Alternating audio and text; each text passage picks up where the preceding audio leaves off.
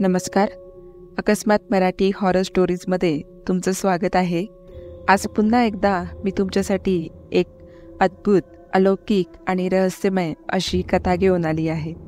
आजच्या कथेमधील अनुभव आपल्याला आपल्याच चॅनलच्या एका सबस्क्रायबर्सने शेअर केलेला आहे. तरी व्हिडिओ शेवटपर्यंत नक्की पहा.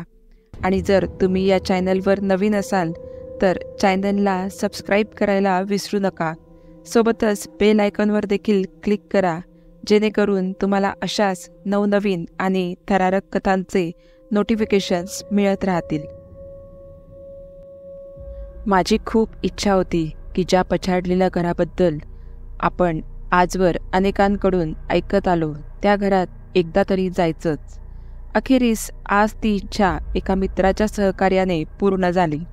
कोणते घर कुठे आहे, कुणाचे आहे हे सांगू शकत नाही, कारण त्यावरून वाद होतील. तर काल रात्री 10च्या सुमारास मी त्या घरात प्रवेश केला. सोबत माझा जेवणाचा डबा, माझे कपडे, माझ्या गळ्यातल्या अभिमंत्रित माळा, ज्या कायम माझ्या गळ्यात असतात. ते घर म्हणजे एक छोटा दुमजली बंगला आहे. राहत कोणीच नाही, पण मालकाने कमालीचा स्वच्छ ठेवला आहे. तर त्या बंगल्यात प्रवेश करता क्षणी मला बदल जाणवला. मन उदास झाले. श्वास जरा जड वाटू लागला. मी आत गेलो. खाली 2 मोठ्या खोल्या व वर तेवढ्याच खोल्या. माझ्यासाठी वरचा मजला महत्त्वाचा होता, कारण जे काही होतं ते तिथेच होते. मी सावकाश जिने चढून वर जात होतो. मनावर दडपण आलेले होते. वरच्या दोन्ही खोल्यांना कडी होती, पण कुलूप नव्हते. मी दोन्ही खोल्यांची दारे उघडली आणि एक दुर्गंध नाकात शिरला. मी पटकन नाकावर रुमाल धरला आणि एका खोलीत शिरलो. दाराशेजारीत लाईटची बटणे होती. मी एक एक दाबून पाहिली, पण लाईट काही लागली नाही. बहुतेक बंगला बंद असल्याने लाईट कनेक्शन बंद असावे.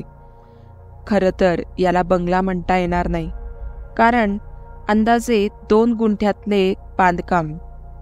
बांधकामाभोवती साधे तारेचे कंपाऊंड, बगीचा, हिरवळ वगैरे काही नाही. आणि खोल्या तर एकदम लहान, अंदाजे 10 बाय 10च्या. तर अशाच एका खोलीत मी गेलो. तिथे एक लोखंडी कॉट, एक बंद पडलेला टेबल फॅन इतकेच साहित्य होते. पण ही आणि शेजारची दोन्ही खोल्या स्वच्छ होत्या, जणू रोज वापरात होत्या. बंद घराची इतकी स्वच्छता, असेल काही कारण. आता 11:30 झाले होते. मी सोबत आणलेला माझा जेवणाचा डब्बा घेऊन जेवायला बसलो. तोच माझ्या शेजारून वाऱ्याचा एक झोत गेला. क्षणभर असे वाटले की कोणी माणूसच बरोबर चालत मला ओलांडून गेला. माझे जेवण झाले तेव्हा 12:15 वाजले होते. मी जमिनीवर अंथरूण घातले न पाठ टेकली. माझे डोळे, कान आजूबाजूच्या सर्व गोष्टी टिपत होते. स्तब्ध शांतता. मला पेंग येऊ लागली आणि कानावर पावलांचा आवाज आला. शेजारच्या खोलीत कोणीतरी येरझरा मारतंय असं वाटत होतं. आता मला घाम फुटला. भीतीची एक थंडगार लहर माझ्या मणक्यातून थेट मेंदूपर्यंत गेली. हा पछाडलेला बंगला, अंधार, बाहेर पाऊस आणि शेजारच्या खोलीत पावलांचा आवाज. मी माझ्या गळ्यातल्या माळांना हात घातला. तसा शेजारचा आवाज बंद झाला. मी मोबाईल पाहिला. 12:30 झाले होते. म्हणजे अजून 6 तास मला इथे काढायचेत. या विचाराने कापरं भरलं मला. मी जमिनीवर आडवा झालो. पाठ टेकली तसं बरं वाटू लागलं. जरा आराम वाटला.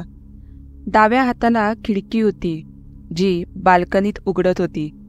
जरा हवा खाऊ म्हणून खिडकीपाशी गेलो तर तिथे झटकन खिडकीबाहेरून कोणीतरी गेल्याची स्पष्ट जाणीव मला झाली. आता मात्र माझा धीर सुटू लागला. कोणती अवदसा आठवली आणि इकडे आलो असे झाले. मी हिंमत वाढवण्यासाठी मोबाईलवर बारीक आवाजात रामरक्षा, स्वामी समर्थ तारक मंत्र, महामृत्युंजय मंत्र, हनुमान चालिसा, हनुमान स्तोत्र लावले. मीही मोबाईलच्या आवाजासोबत ही स्तोत्रे म्हणू लागलो. पहिली 15 मिनिटे घाबरत म्हणत होतो, पण हळूहळू माझा धीर वाढू लागला आणि मी जरा मोठ्या आवाजात हिमतीने स्तोत्रे म्हणू लागलो. नक्की सांगता येणार नाही, पण काहीतरी बदल होत होता.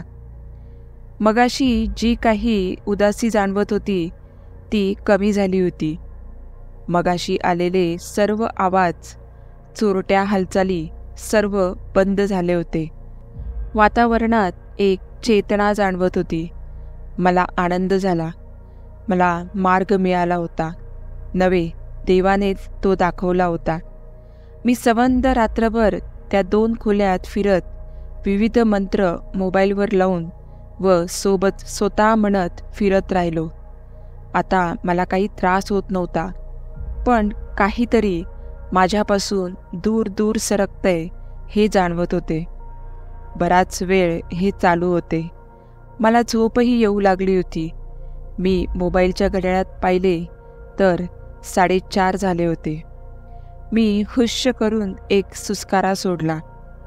मी आता सुटलो होतो, कारण आता रामप्रहर सुरू झाला होता. मी मोबाईलवर रामरक्षा ऐकली, रामनामाचा जप केला, श्री स्वामी समर्थांचा जप केला व 5 वाजता झोपलो. झोप काही नीट लागत नव्हती. सारखा मी दचकून जागा होत होतो. भीतीदायक स्वप्ने पडत होती. मी उठलो तेव्हा सकाळचे 7 वाजले होते. बाहेर लख्ख उजाडले होते. पक्ष्यांचे आवाज येत होते. रस्त्यावरून माणसांचे आवाज येत होते. मी उठलो, माझे सामान आवरले आणि घरी आलो ते थेट बाथरूममध्ये जाऊन आंघोळ केली. देवपूजा केली. देवारातला अंगारा कपाळाला लावला आणि माझे रक्षण केल्याबद्दल देवाचे आभार मानले. या अनुभवातून मी एक जीवन समृद्ध करणारा अनुभव घेतला. या जगात सकारात्मक आणि नकारात्मक दोन्ही शक्ती अस्तित्वात आहेत याची मला खात्रीच पटली. आपले श्लोक, मंत्र, प्रार्थना हे खूप शक्तिशाली आहे याचा मी स्वतः अनुभव घेतला. पण हे असले उद्योग पुन्हा करणार नाही. ही विषाची परीक्षा आहे. यापासून लांबच राहिलेले बरे. तर मित्रांनो, आजचा हा अनुभव तुम्हाला कसा वाटला हे मला कमेंट करून नक्की सांगा. आणि व्हिडिओ आवडला असल्यास चॅनलला लाईक आणि सबस्क्राईब करा. भेटूया पुढच्याच अशा एका थरारक कथेमध्ये. तोपर्यंत धन्यवाद.